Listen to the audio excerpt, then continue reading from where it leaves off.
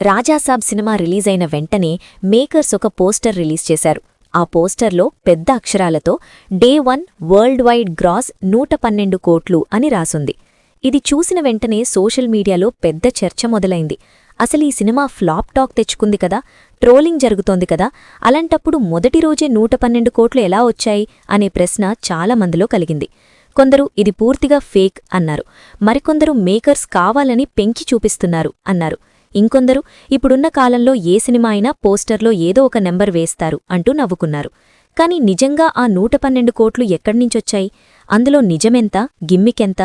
అసలి gross, share, heirs, premieres అనే పదాల అర్థమేమిటి? ఇవన్నీ క్లియర్గా అర్థమైతే ఈ డౌట్స్ అన్నీ సెట్ అవుతాయి.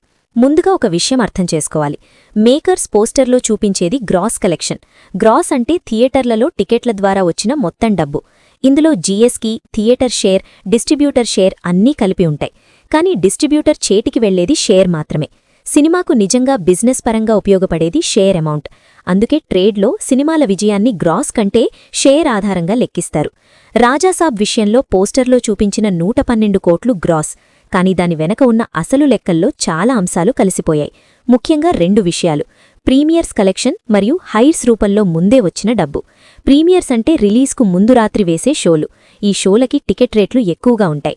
రాజాసాబ్కు 2 తెలుగు రాష్ట్రాల్లోనే ప్రీమియర్స్ ద్వారా సుమారు 4 కోట్లకు పైగా షేర్ వచ్చింది. ఓవర్సీస్లో కూడా ప్రీమియర్స్ భారీగా జరిగాయి. ఇవన్నీ మొదటి రోజు కలెక్షన్లో కలిపేస్తారు. ఇంకో ముఖ్యమైన అంశం హైర్స్. ఇది చాలామందికి తెలియని పదం. డిస్ట్రిబ్యూటర్ ఒక థియేటర్ను లేదా ఒక ఏరియాలోని కొన్ని థియేటర్లను ఒక ఫిక్స్డ్ అమౌంట్కు లీజ్ తీసుకుంటాడు. సినిమా హిట్ అయినా ఫ్లాప్ అయినా ఈ డబ్బు నీకే అని థియేటర్ యజమానికి ముందే డబ్బిస్తాడు. ఆ డబ్బునే హైర్స్ అంటారు. ఈ డబ్బు సినిమా రిలీజ్కు ముందే డిస్ట్రిబ్యూటర్ చేతిలోంచి బయటకు వెళ్ళిపోతుంది. కానీ రిలీజ్ రోజు ఈ మొత్తాన్ని కూడా కలెక్షన్లో కలిపేస్తారు. రాజాసాబ్ విషయంలో కొన్ని ఏరియాల్లో హైర్స్ రూపంలోనే 7 కోట్లకు పైగా డబ్బు ముందే వచ్చింది. ఇవన్నీ మొదటి రోజు షేర్లో భాగంగా చూపించారు. అంటే పోస్టర్లో కనిపిస్తున్న 112 కోట్ల గ్రాస్ అనేది కేవలం ఆ రోజు థియేటర్ కౌంటర్ల వద్ద వచ్చిన డబ్బు మాత్రమే కాదు. అందులో ప్రీమియర్స్, హైర్స్, అడ్వాన్స్ బుకింగ్స్ అన్నీ కలిసిపోయాయి. ఈ విషయం బయటకు చెప్పకుండా కేవలం ఒక పెద్ద నంబర్ను పోస్టర్లో చూపిస్తే సహజంగానే జనాలకు డౌటొస్తుంది.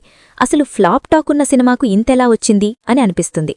ఇప్పుడు గ్రౌండ్ రియాలిటీ ఏంటంటే 2 తెలుగు రాష్ట్రాల్లో మొదటి రోజు షేర్ దాదాపు 43 కోట్ల దాకా వచ్చింది. కర్ణాటక, తమిళనాడు, కేరళ కలిపి సుమారు 5 కోట్ల దాకా వచ్చింది. హిందీ బెల్ట్లో 3 కోట్లకు పైగా వచ్చింది. ఓవర్సీస్లో దాదాపు 12 కోట్ల షేర్ వచ్చింది.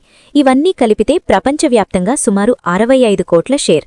దీనిని గ్రాస్గా మారిస్తే దాదాపు 110 నుంచి 115 కోట్ల మధ్య ఉంటుంది. అందుకే మేకర్స్ 112 కోట్లు అని పోస్టర్ వేశారు. అంటే ఈ నంబర్ పూర్తిగా ఫేక్ కాదు, కానీ ఇది కూడా పూర్తిగా ప్యూర్ థియేటర్ వాకిన్ కలెక్షన్ కాదు.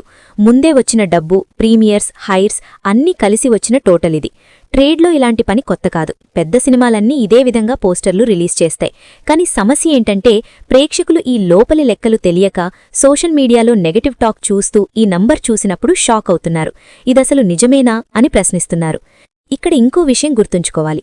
నెగటివ్ టాక్ ప్రీమియర్స్ తర్వాత మొదలైంది. కానీ అప్పటికే మొదటి రోజు కోసం భారీగా అడ్వాన్స్ బుకింగ్స్ జరిగిపోయాయి. ప్రభాస్ పేరు మీద, పాన్ ఇండియా ఇమేజ్ మీద మొదటి రోజు టికెట్లు చాలా వరకు ముందే అమ్ముడుపోయాయి. ఆ డబ్బు వెనక్కి వెళ్లదు.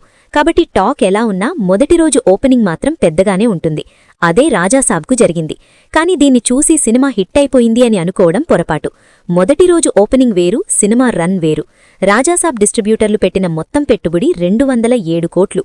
ఇప్పటివరకు వచ్చిన షేర్ సుమారు 65 కోట్లు మాత్రమే. అంటే ఇంకా 140 కోట్లకు పైగా రావాలి. అప్పుడే వాళ్లు సేఫ్ జోన్లోకి వెళ్తారు.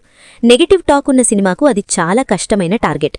అందుకే ఈ 112 కోట్లు చూసి ఎవ్వరూ కూడా ఎక్కువగా హ్యాపీ అవ్వాల్సిన పని లేదు. అలాగే మొత్తం ఫేక్ అని కొట్టిపారేయాల్సిన పని లేదు. ఇది ఒక మార్కెటింగ్ నంబర్. ట్రేడ్ లాజిక్ ప్రకారం లెక్కలోకి వచ్చే డబ్బే. కానీ సినిమా భవిష్యత్తును నిర్ణయించేది ఈ నంబర్ కాదు.